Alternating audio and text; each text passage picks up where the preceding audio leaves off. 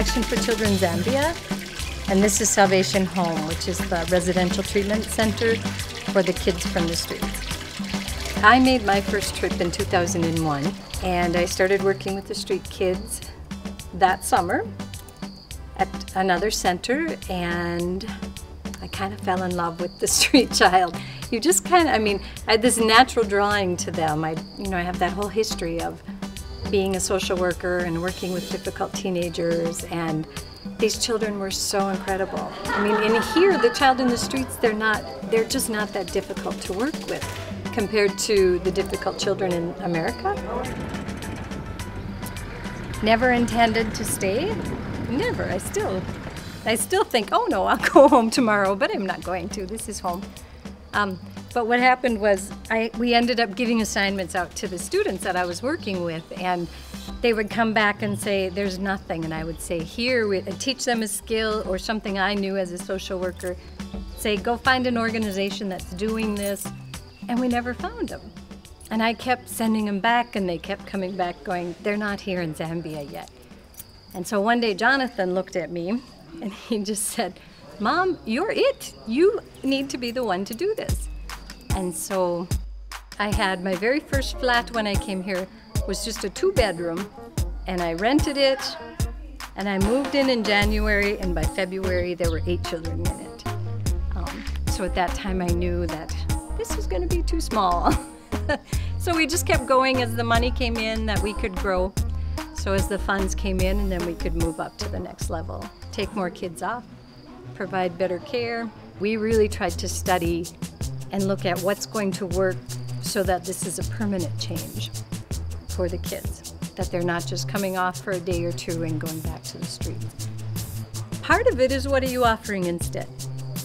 And if you look at some of the centers, they're pretty oppressive in their environments and how they treat the child, and they're overcrowded, and they have more freedom in the streets. They weren't locked in behind a wall with 400 children, some of them big and bad. And then the other thing we really found was that the life in the streets is really, really traumatizing for a child. And some of these children have never been really anyplace else. They came from the village or the compounds after the death of their parents, and they ended up in the streets, and 3 or 4 years later they don't know anything else. So if you don't take them into a place where there's counseling and teaching and extensive parenting, just basic parenting, this is how to use a toilet, how to brush your teeth, then they never really fit into society. Especially that teenager, belonging is an essential need. And if they feel their belonging is in the streets, it's going to be difficult to keep them anyplace else. So we did a lot of work with that. How do we create a place where they belong, where they feel safe, yet at the same time we can provide the correction and the discipline that they need so that they can function in the world. And I think we've done it. We've done our best. We don't succeed with everyone, but with most of them we do.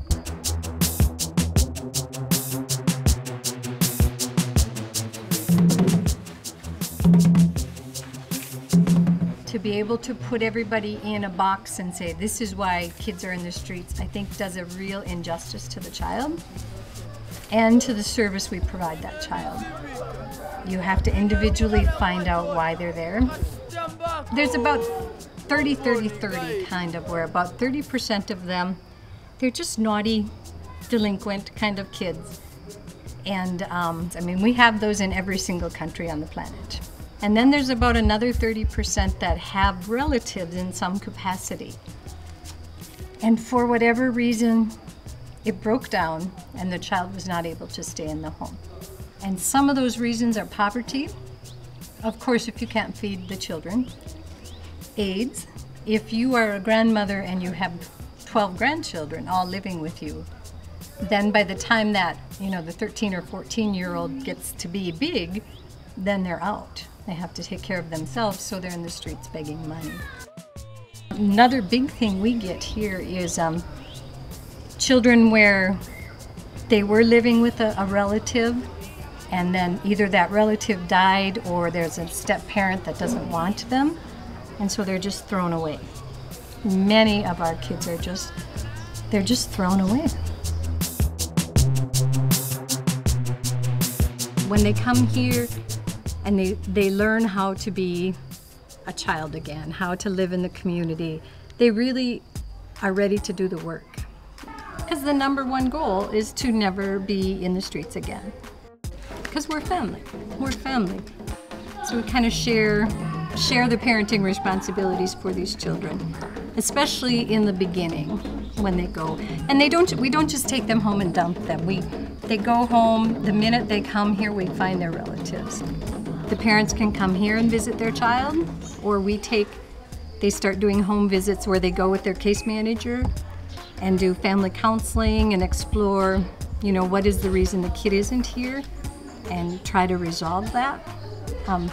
And then they go home for like weekends, and then in time they'll go home for school holiday and then come back here. And then when it's going to be okay and we know the child is going to be safe and secure and they'll be able to stay there, then they go home and they stay for good.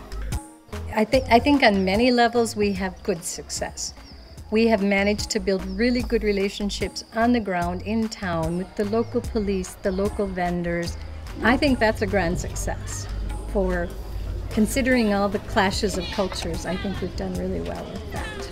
And then I think we've done success in that the children know that there's a safe place for them when they're ready to come off the streets or they feel like there's a need. I think that's a very positive thing.